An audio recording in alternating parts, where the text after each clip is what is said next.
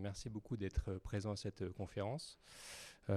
Écoutez, donc déjà, je me présente, je suis Gilles Goutenoir, je suis responsable de la commission commerciale viticole, qui est un syndicat viticole professionnel à but non lucratif, dont l'objet est d'accompagner les domaines dans le développement de leur commercialisation et également dans la simplification administrative. Donc là, on est en plein dans le cœur du sujet, parce qu'aujourd'hui, comme vous le voyez, nous allons aborder la réforme européenne de l'étiquetage. Comme vous le savez, depuis le 8 décembre 2023, il est obligé, pour commercialiser sur le marché unique européen, vous devez rajouter 2 mentions obligatoires, la liste des ingrédients et la déclaration nutritionnelle, donc à partir de votre millésime 2024. L'Europe autorise 2 possibilités, soit étiquetage physique, au même titre que les mentions obligatoires existantes, avec le fait que cette réforme impose la traduction dans la langue du consommateur de la liste des ingrédients. Donc l'Europe a autorisé une deuxième option qui est de dématérialiser l'information par le biais d'un QR code qui a un intérêt assez important, c'est que le QR code, lorsqu'il est flashé par un consommateur européen quel qu'il soit, va traduire l'information dans la langue du consommateur. Donc ça vous permet finalement d'avoir un QR code unique pour l'ensemble du marché européen, ce qui simplifie beaucoup la vie au niveau étiquetage. Je vous propose qu'on fasse la conférence en 2 points. Je vais vous faire un rappel très rapide mais synthétique de pourquoi la filière viticole a créé une application qui s'appelle Viniscan. Et ensuite, après, on ira faire un cas très pratico-pratique. On ira sur l'application et vous montrer comment, en 2 minutes, on crée un QR code nutritionnel pour être conforme avec la réglementation européenne. Si vous avez des questions, n'hésitez pas, peut-être qu'on interéchange durant le temps. Hein. Donc déjà, pourquoi est-ce que la filière viticole, nous en tant que syndicat, et en lien avec d'autres régions, avec la Champagne, avec la Bourgogne, avec tout l'ensemble du Languedoc-Roussillon et d'autres vignobles français, pourquoi nous avons décidé de créer une application et ne pas seulement transmettre la réglementation, comme on le fait souvent? C'est parce que là, il y a des enjeux qui sont assez forts au niveau réglementaire. Et notamment, vous devez le voir, vous avez beaucoup d'applications qui vous sollicitent, beaucoup de solutions. Et malheureusement, on s'est rendu compte qu'un certain nombre ont un peu des failles. Alors pas toutes, heureusement, il y a des applications de qualité. Mais un certain nombre d'entre elles mélangent du marketing et du réglementaire, ce qui est interdit. Certaines ne respectent pas la RGPD. Beaucoup n'ont pas de niveau de cybersécurité suffisant. Et tout ça pour dire qu'à la fin, si on fait n'importe quoi, il n'est pas impossible que l'Europe nous dise on vous a donné un cadeau finalement dans le retour à la réglementation générale, vous ne l'avez pas saisi, on vous oblige à revenir à l'étiquetage physique. Et c'est ce qu'on aimerait éviter au niveau de la filière. Donc pour ça, on a fait un cahier des charges, on a défini tous les points qui nous semblaient importants. Donc le premier des 4, c'est de vous offrir une solution qui soit tout à fait conforme à la réglementation, qui soit sécurisée et qui soit accessible en termes de prix. Alors ça paraît évident, mais d'un côté, vous avez des applications gratuites, d'autres des fois qui sont très chères. Alors le problème du gratuit, c'est que demain, si l'entreprise est rachetée, quid de vos données? Parce que peut-être que l'entreprise qui rachètera l'entreprise historique pourra dire ce n'est pas rentable, je débranche les serveurs. Donc quand c'est gratuit, il n'y a pas vraiment d'engagement de la part du prestataire. Et à l'inverse, si le prix est trop prohibitif pour un petit opérateur, c'est compliqué aussi. Le deuxième point, c'est la pérennité de l'application. Le texte européen nous dit que les informations, liste des ingrédients et déclaration nutritionnelle, lorsqu'elles sont données par le biais du QR code, doivent être accessibles durant toute la durée de vie de vos vins. Alors, qu'est-ce que la durée de vie d'une appellation je ne sais pas moi, une AOC en rouge, est-ce que c'est 5 ans, 10 ans, 15 ans, 20 ans? C'est compliqué de le dire. Donc nous, on est parti du principe qu'il faut qu'on garde les QR codes actifs de manière illimitée. Alors les plus vieux QR codes ont une vingtaine d'années. Donc on sait qu'au moins on peut garder actif au moins pendant 20 ans un QR code et on espère aller au-delà. Et le fait qu'on soit conjoint avec différents vignobles français, il faudrait que la Champagne disparaisse, que la Bourgogne disparaisse, que tout le Languedoc-Roussillon disparaisse, etc. pour qu'il n'y ait plus personne derrière la machine. Donc c'était le côté aussi intéressant de dire on est tous ensemble et il y aura toujours quelqu'un derrière l'application pour la faire vivre et la mettre à jour dans la durée. Un troisième point dont personne ne parle, c'est quid des domaines qui partent à la retraite. Parce que si vous êtes proche de la retraite, dans 3 ou 4 ans, vous arrêtez votre activité. on ne va pas vous faire payer un abonnement à une application les 15 années qui suivent au départ à la retraite. Ça n'aurait pas de sens. Mais il y a des entreprises de logiciels, c'est normal, c'est leur rôle, c'est leur mode de fonctionnement. Si vous ne payez pas à l'année, à la fin, ils débranchent les serveurs. Donc nous, bien évidemment, sur base d'une résiliation, attestation résiliation MSA ou un cabis de radiation, on maintiendra actifs tous les QR codes des opérateurs qui arrêteraient leur activité. Et le dernier point, je l'ai abordé en préambule, c'est de prouver à l'Europe qu'on a fait le travail, qu'on a une application conforme, irréprochable, pour que l'Europe nous maintienne dans le temps le QR code. Et surtout, on en parlait tout à l'heure, que si l'Europe continue à créer des directives sur l'étiquetage, que les prochaines directives puissent être utilisées par le biais du QR code. C'est-à-dire, arrêtons de rajouter de l'information sur l'étiquetage physique et passons par le biais du QR code s'il faut dématérialiser de nouvelles informations. Et on verra, c'est déjà le cas. L'Europe a déjà été créative. Il y a une directive qui s'appelle la recyclabilité de l'emballage. L'Italie est le premier pays européen à avoir transposé cette directive dans ses textes nationaux. Et l'Italie accepte que l'information soit donnée par le biais du QR code. Donc Viniscan l'embarque déjà, donc on a déjà des mises à jour de nouvelles directives européennes. Mais ça évite une information de plus pour l'Italie. Très rapidement, et après on passe sur un cas pratique, Viniscan, donc quels sont les points de clé de Viniscan? Donc c'est ceux qui s'affichent à l'écran. Conformité totale au règlement européen, à la RGPD. Un niveau de cybersécurité le plus élevé possible, pour éviter les cyberattaques et le piratage, parce que le problème du piratage, c'est pas tellement la valeur de la donnée, c'est que si vos étiquettes, si les QR codes, si le système est piraté, vos QR codes ne débouchent plus sur rien, ça veut dire que votre étiquette est non réglementaire. Donc il faut vraiment être très vigilant par rapport à ça. La traduction automatique dans les 24 langues de l'Union européenne, c'est la base, mais c'est important. Viniscan également permet de générer des QR codes augmentés, c'est-à-dire qu'ils peuvent embarquer vos données GS1. Donc c'est le côté 2 en 1. C'est-à-dire que dans 3 ou 4 ans, le code à barre va disparaître et Viniscan pourra vous générer des QR codes qui, lorsqu'ils seront flashés par un consommateur, donneront l'information liste des ingrédients et déclaration nutritionnelle. Et lorsqu'ils seront flashés par une douchette de magasin ou une caisse enregistreuse, ils donneront l'information GS1. Donc ça vous fera, on va dire, une information de moins sur l'étiquette, le code à barre disparaîtra et le QR code fera 2 en 1, consommateur et distributeur revendeur. Sur Viniscan, on peut générer parmi les plus petits QR codes d'Europe, on arrive à descendre à des tailles de 7 mm par 7 mm. Donc ça permet quand même de préserver l'esthétisme de votre étiquette. Vous pouvez créer des QR codes en illimité. L'abonnement annuel est de 150 € hors taxe par an. Et vous avez derrière l'outil une assistance au quotidien par téléphone, par mail, si vous avez des soucis d'utilisation. L'application a été testée et conçue en lien avec plus de 2000 vignerons. Donc on a un outil, vous le verrez, vous me direz ce que vous en pensez, mais qui est quand même assez ergonomique et assez intuitif à l'usage. Voilà pour le petit rappel un peu général. Et ce que je vous propose, c'est qu'on bascule sur la partie très pratique de l'outil. Alors, si vous voulez tester Viniscan, c'est très simple. Vous allez sur Google, vous tapez Viniscan dans la barre de recherche, ou le site internet, c'est www.viniscan.com.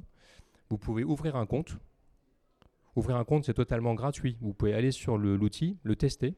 Et finalement, l'abonnement n'est dû qu'à partir du moment où vous souhaitez que vos QR codes soient flashables par un consommateur. Donc ça veut dire que vous pouvez très bien tester l'outil, faire votre vie dessus. Et avant mise en marché de vos premiers 2024, là vous pouvez adhérer à l'application. Et ensuite, pour vous connecter, vous revenez sur la page d'accueil et vous avez un bouton Accès Viniscan qui accède à votre espace en ligne. Donc moi, je vais directement aller dans mon espace. Donc je vous propose, on va faire quelque chose de très pratique. On va suivre les 3 premiers onglets dans le déroulé. On va aller d'abord sur l'onglet Domaine et mes cuvées. Donc là, on va saisir l'information d'une cuvée. Donc quelle est l'appellation, le domaine. Je vais ajouter mes ingrédients, ajouter ma déclaration nutritionnelle et je vais générer ensuite mon QR code. Donc ça sera le deuxième onglet. Puis ensuite, on ira voir l'aperçu consommateur. Qu'est-ce que verra le consommateur lorsqu'il flashera votre QR code? Donc l'onglet Domaine et mes cuvées. Alors moi, je suis sur mon espace de test, donc j'ai déjà pré-rempli des choses. Notamment, j'ai déjà rentré mon nom de domaine. Donc mon nom de domaine, c'est domaine l'hélice. Et j'ai rentré également un négoce. Pourquoi? Parce que sur Viniscan, vous pouvez gérer 2 structures. Donc si vous avez un domaine conventionnel et un domaine bio, si vous avez un domaine et un négoce, vous n'avez qu'un seul abonnement et vous pouvez gérer 2 structures sur un même compte. Les QR codes sont bien étanches dans l'archivage. Donc sur mon domaine d'hélice. Et ensuite, j'ai toutes mes cuvées pour lesquelles j'ai déjà saisi une fiche cuvée et pour lesquelles j'ai déjà, pour la partie, la plupart, généré des QR codes.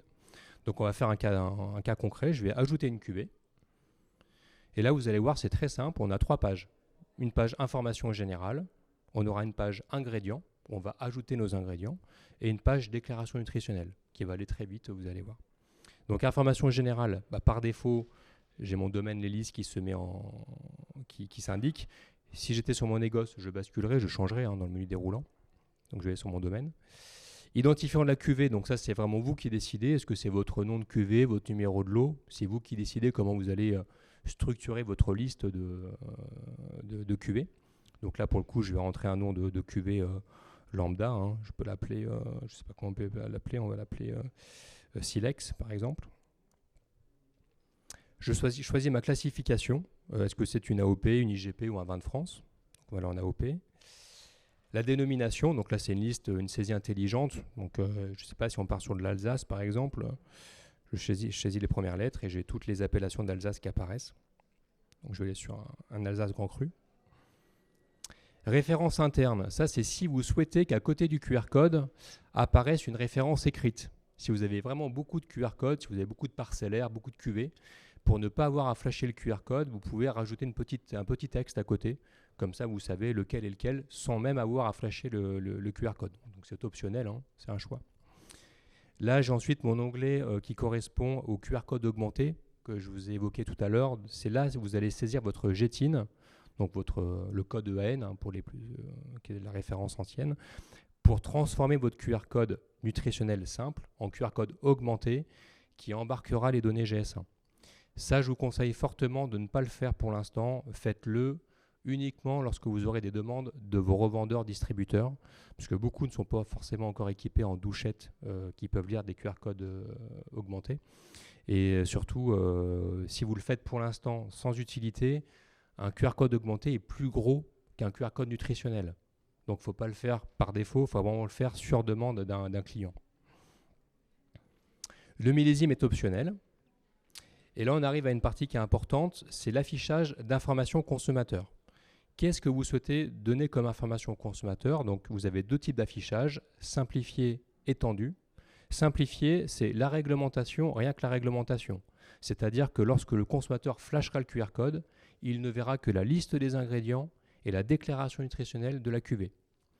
Si vous choisissez mode étendu, on vous offre des petites possibilités d'affichage en plus, c'est-à-dire qu'apparaîtra votre nom de domaine, le nom de l'appellation, le nom de la cuvée. Vous pourrez, si vous le souhaitez, rajouter une photo de bouteille et rajouter un label environnemental. Donc c'est tout à fait optionnel, vous pouvez choisir d'une cuvée à l'autre, de dire je souhaite rajouter mon nom de domaine, l'appellation, etc. Ou alors non, je veux que ça soit juste réglementaire, ingrédients, nutrition, point barre. Donc je ne sais pas, dans l'exemple, on va peut-être faire un affichage étendu, si vous voulez voir le rendu. Donc je vais être en étendu, je vais rajouter par exemple un label environnemental, je vais rajouter label HVE. Pourquoi pas aussi des consignes de tri en France? Alors là, on est d'accord que là, c'est du plus. Ce n'est pas obligatoire, c'est une information supplémentaire qui est autorisée par les fraudes, ça on l'a fait valider, mais voilà. J'ai également sur cette page une option recyclage en Italie que j'ai évoquée tout à l'heure. Donc si vous vendez en Italie, vous pouvez activer cette case et ça vous permettra d'indiquer les informations que le gouvernement italien vous demande sur la recyclabilité de chaque partie de l'emballage. Et cette information ne sera visible que par le consommateur italien. Donc ça qui est intéressant, c'est qu'en gardant un QR code unique, il ira donner une information différente en fonction du consommateur qui le flash. Donc je ne vais peut-être pas l'activer là. Je clique sur suivant. J'arrive à ma deuxième page. Ajouter les ingrédients. Donc là, c'est vraiment extrêmement simple. Il n'y a pas de questions à se poser. J'ai ma liste exhaustive des ingrédients qui apparaissent par catégorie. Donc produit de base, raisin, c'est mieux. Je vais le cocher. Enrichissement. Donc, est-ce que j'ai chaptalisé ou pas, sous quelle forme? Donc là, je suis sur un 2024. Alors, je vais partir du principe que j'ai chaptalisé dans ma région. Ensuite, j'ai ma catégorie conservateur et antioxydant. Donc, dans mon exemple, je peux mettre dioxyde de soufre. Vous voyez que pour certains ingrédients, vous avez soit l'ingrédient en toutes lettres, soit en code. Donc, c'est vous qui choisissez si vous souhaitez un affichage écrit ou en affichage en code abrégé de l'ingrédient. Ça, c'est un choix. Les deux sont autorisés par la réglementation. Ensuite, catégorie régulateur d'acidité. On va dire que j'en ai pas mis. Stabilisant. On pourrait dire que j'ai mis la gomme arabique. Donc, à chaque fois, vous avez tous les ingrédients qui apparaissent. N'allez pas chercher d'autres ingrédients. Là, vous avez la liste exhaustive. Donc, c'est vraiment du pratico-pratique. J'en ai mis, j'en ai pas mis durant l'élevage et la vinification. Il n'y a pas d'histoire de quantité, il n'y a pas d'analyse, hein, c'est vraiment vous, dans votre traçabilité cuvage et élevage, à indiquer. Bon, ensuite, j'ai de la catégorie liqueur de tirage, liqueur d'expédition, dédiée au vin effervescent. Et ensuite, vous avez une catégorie gaz d'emballage. C'est uniquement si vous avez mis sous atmosphère, sous gaz inerte, sous argon, azote, etc. Une fois que je suis OK, je valide. Donc, j'ai mes ingrédients qui apparaissent. Et ce qui est intéressant, si on a le temps tout à l'heure, on le fera. Je peux, même quand j'ai généré mon QR code, même si je l'ai imprimé sur mes étiquettes, je peux revenir autant de fois que je veux après, modifier les ingrédients. Et ça mettra à jour instantanément l'information qui sera donnée lorsque je flash le QR code. Alors pourquoi c'est intéressant? Ça veut dire quasiment que je pourrais très bien générer mon QR code pour mon millésime 2025 dès maintenant. Donc, et je reviens une fois que j'ai fini vraiment avant mise en bouteille et je reviens corriger, on va dire je pourrais saisir ma recette oenologique standard et je reviens quelques semaines avant mise en marché en disant bah tiens finalement j'avais coché gomme arabique, j'en ai pas mis, je décoche, bah tiens finalement j'ai mis de l'acide tartrique et quand je mettrai à jour ma fiche cuvée, même si toutes mes bouteilles sont imprimées, étiquetées avec le QR code, automatiquement dès que je flasherai mon QR code, l'information sera mise à jour. Donc, ça permet de travailler sereinement en amont avec son imprimeur pour faire ses BAT, travailler quasiment tout imprimé et revenir à la fin juste pour mettre à jour. Et je vais même plus loin. Alors, ce n'est pas le but, mais si demain vous vous rendez compte que vous avez fait partir un lot dans l'Union européenne et que vous avez oublié de cocher un ingrédient, bah, vous pouvez revenir dessus, décocher par exemple gomme arabique si vous n'en avez pas mis et que vous aviez coché au début, vous mettez à jour et instantanément, même si la cuvée, il y a 3000 bouteilles en circulation, dès que vous aurez mis à jour, le consommateur qui flashera le QR code après mise à jour verra l'information sur la gomme arabique. Donc c'est tout l'intérêt du QR code, c'est que c'est modifiable rétroactivement. Donc j'ai fini pour les ingrédients et j'arrive à ma dernière page, déclaration nutritionnelle, avec un vrai avantage qu'on a obtenu des fraudes. Ça a été un gros travail qu'on a fait et qui est vraiment, et je pense vraiment très très utile. C'est que vous avez deux options, notamment l'option numéro 1, qui permet de générer une déclaration nutritionnelle et une valeur énergétique moyenne. Qu'est-ce que ça veut dire? Ça veut dire que si je prends cette option, j'ai 3 tableaux. Un tableau vin tranquille, vin pétillant, un tableau vin mousseux et un tableau vin doux naturel. Dans mon cas, je vais être en vin tranquille. Et bien là, j'ai que 2 manipulations à faire. J'indique simplement ma tranche d'alcool, par exemple entre 12 et 15 degrés. Je la coche. J'indique mon taux de sucre résiduel. Est-ce que je suis inférieur à 4 grammes de sucre par litre, entre 4 et 9, etc. Donc moi, je vais être en vin sec, donc je suis inférieur à 4 grammes. Je clique, c'est fini.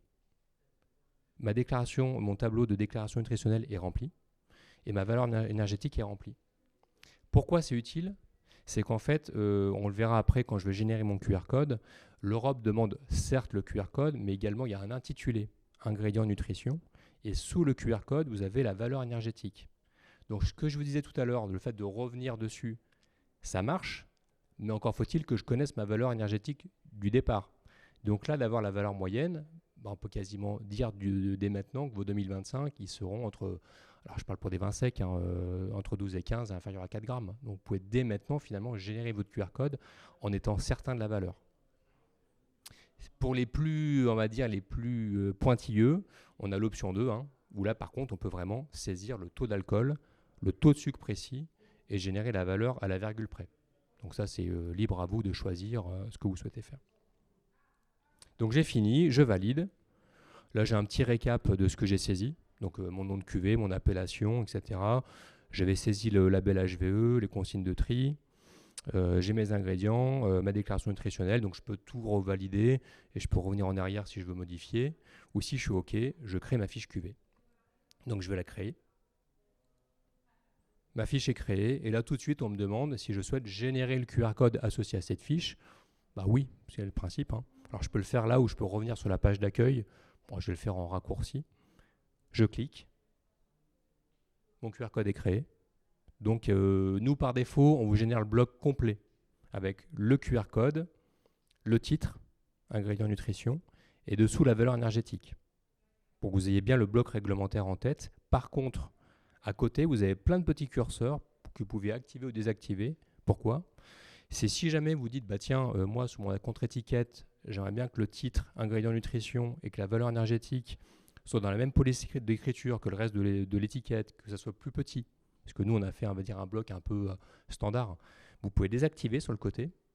Je désactive le titre, je désactive la valeur énergétique, et je peux télécharger ou envoyer à mon imprimeur que le QR code brut, en lui rappelant bien sûr qu'il faut le titre et la valeur énergétique dessous. Voilà. Donc là, je vais les réactiver. Hop. Dessous, vous avez les différents formats informatiques dans lesquels vous pouvez télécharger, donc en SVG, ça c'est plus le format imprimeur, PDF, PNG, JPEG. Et surtout, ce qui est plutôt pratique, vous pouvez directement envoyer par mail à votre imprimeur de l'application. Pourquoi c'est bien ? Quand vous envoyez de l'application, ça lui envoie le QR code dans les 4 fichiers informatiques.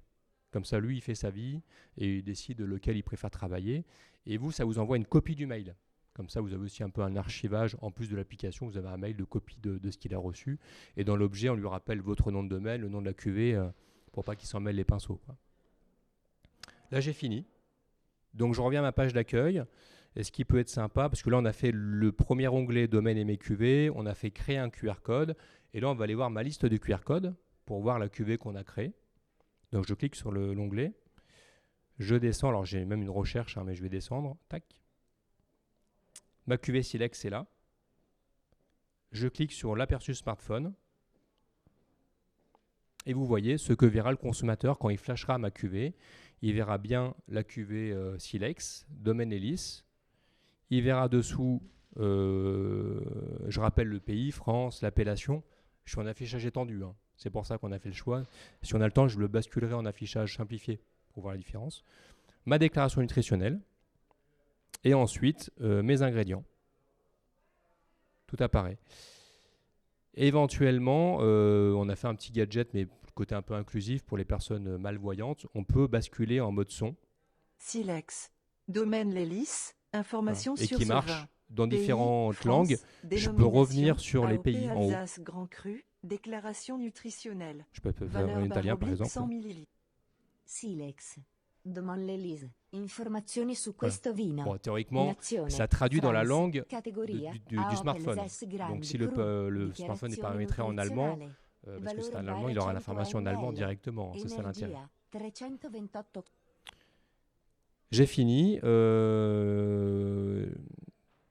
Si jamais je souhaite revenir pour modifier ma cuvée, on va peut-être basculer en affichage simplifié, peut-être modifier un ingrédient pour voir. Je reviens simplement dans ma rubrique domaine et mes cuvées.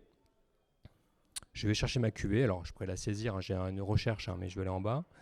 Elle est là. Je clique sur modifier. Je vais aller dans affichage simplifié, parce que je veux pas que mon nom de domaine apparaisse, parce que c'est une cuvée que je revends peut-être, je sais pas, en grande distribution. Je veux pas que mon nom apparaisse. Je clique, j'appuie sur simplifier. On peut imaginer que mon QR code est déjà imprimé, hein. Là, il ne bouge pas mon QR code, hein. J'ai souvent l'exemple de dire le QR code c'est une porte, la porte est toujours la même, et il renvoie vers une étiquette électronique qui, elle, peut être modifiée. Donc là, je n'ai pas changé mon QR code, c'est l'information. Donc je passe en simplifié, je clique sur suivant, finalement je vais rajouter la gomme arabique, et puis mon embouteilleur il a mis sous gaz inerte. Donc je clique mis en bouteille sous atmosphère protectrice. Je valide, alors je vais bien jusqu'à la fin pour mettre à jour la fiche. Donc je mets suivant, valider et modifier la fiche QV. C'est fait. Je reviens sur la page d'accueil. Je retourne dans mes... je vais un peu vite pour pas vous faire perdre de temps, mais dans ma liste des QR codes. Je l'ouvre. Alors là, j'étais resté en italien pour le coup. Mais Voilà, je n'ai plus mon nom de domaine qui apparaît, plus mon nom de cuvée, je suis en déclaration nutritionnelle, ingrédients, et j'ai ma gomme arabique qui apparaît en plus. Voilà pour la partie consommateur.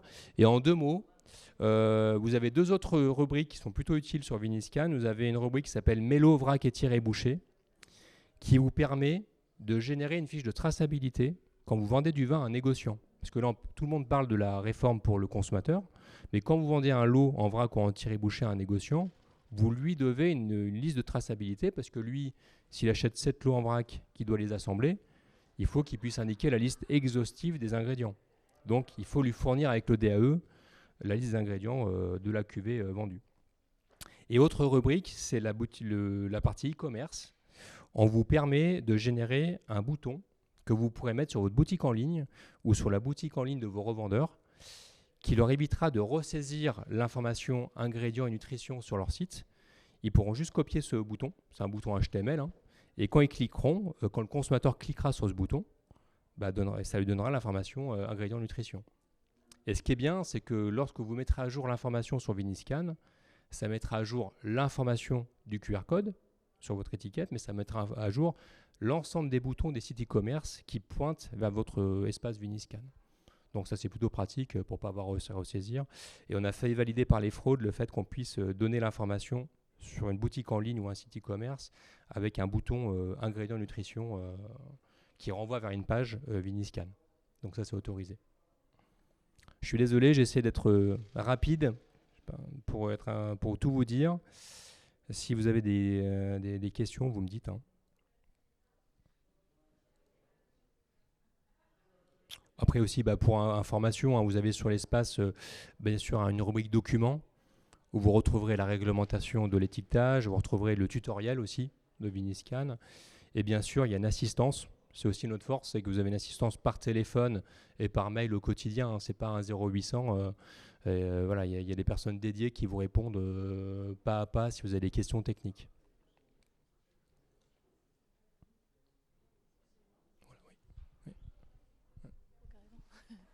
Je ne sais pas si vous l'avez dit, mais juste au niveau du coût. Ah oui, le coût, je l'ai dit en préambule, c'est 150 € par an. Peu importe le nombre de cuvées. Ouais, QR code illimité en création et archivage surtout illimité. C'était ça aussi le sujet, c'était de garantir que les cuvées seront accessibles, les QR codes 15 ans, 20 ans, 30 ans. C'était l'enjeu de faire une solution filière partagée par d'autres vignobles, voilà, donc, Beaujolais, Champagne, Bourgogne, Languedoc-Roussillon, etc. Tout à fait. Ah, c'est vraiment le prix le plus juste, hein, parce qu'au niveau de la filière, le but c'est toujours d'être au plus juste, c'est-à-dire en prenant tous les coûts de développement, les coûts surtout des serveurs. Parce qu'en fait, ce qui va surtout coûter cher dans l'application, c'est le nombre de fois où les QR codes seront flashés. Donc aujourd'hui, quid de dire combien de fois ils seront flashés. Et puis dès qu'on va multiplier, bien sûr, le nombre de bouteilles, lorsqu'il y aura des millions de bouteilles en circulation, il y aura automatiquement un flux de données qui va être généré. Donc là, c'était un coût qui nous semblait acceptable pour des petits et moyens domaines et surtout dans la durée. Parce que le but, c'est de rester sur ce prix-là longtemps. Voilà, de ne pas faire des prix qui évoluent de manière drastique. Voilà, et puis après, bien sûr, on est toujours à l'écoute d'évolutions potentielles parce que l'application que vous voyez aujourd'hui, elle a évolué. Alors, à la marge, hein, mais sur les retours de tous les domaines, les caves coopératives, les négociants qui sont dessus, parce que c'est toujours intéressant. Et c'est l'intérêt d'être intervignoble, c'est que chaque vignoble a des spécificités et ça permet d'enrichir et toujours d'avoir ce regard vigneron. J'aime bien dire souvent que c'est une application conçue par des vignerons pour des vignerons. Je ne sais pas si vous l'avez ressenti, mais c'est souvent le retour qu'on a, où les domaines nous disent on se faisait un peu une montagne de la réforme et finalement ça reste simple à mettre en œuvre.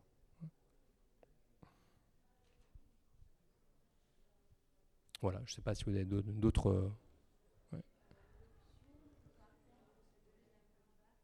Oui. Ce sera aussi modifiable du coup en cours du QR code ou... Alors, très bonne question.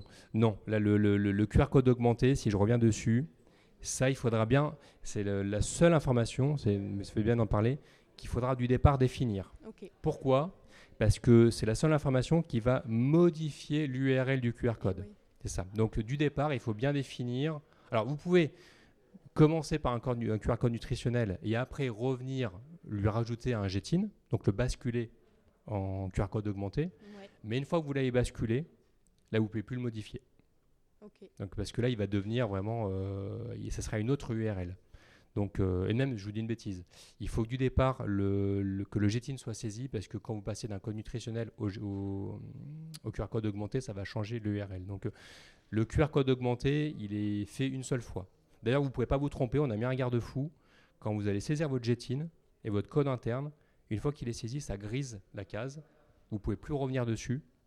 Et une fois que vous activez, parce que pour activer votre QR code augmenté, il faut revenir sur la page d'accueil, ma liste de QR code, et si je vais sur mon configurateur de QR code, vous avez un curseur ici, QR code augmenté, je ne sais pas si vous le voyez. Ouais. Une fois qu'il est activé, vous ne pouvez plus le désactiver. Parce qu'on s'est rendu compte, justement, c'est grâce au retour, certains opérateurs, alors, qui étaient en phase de test, avaient créé un QR code augmenté, je vais revenir dessus, et après étaient revenus quelques semaines après rajouter un code interne. Vous savez, pour ajouter pour un numéro de lot ou autre chose ou un millésime. Et il s'était dit, mince, mon QR code a changé. Et donc, on s'est rendu compte qu'il fallait le figer totalement et de dire du départ, mon GTIN, mon code interne, et je ne retouche plus. Parce que comme c'est en lien avec GS1, bah, ça change effectivement la structuration de l'URL. C'est la seule information du départ qu'il faut connaître. Et ça, je vous dis vraiment, attention, attendez vraiment que vos distributeurs vous le demandent, parce qu'aujourd'hui, il y a un distributeur français qui le demande sur ses MDD, mais le problème, c'est que comme ça reste encore en phase de développement, il impose d'avoir quand même le code à barre à côté. Donc au lieu de gagner de la place, on en perd parce qu'on a le code à barre, et en plus, on a le QR code augmenté. Et en plus, il ne faut pas qu'il soit trop proche pour éviter un risque de double scan en caisse. Donc j'ai envie de dire, attendons la bascule totale avant de le mettre en œuvre.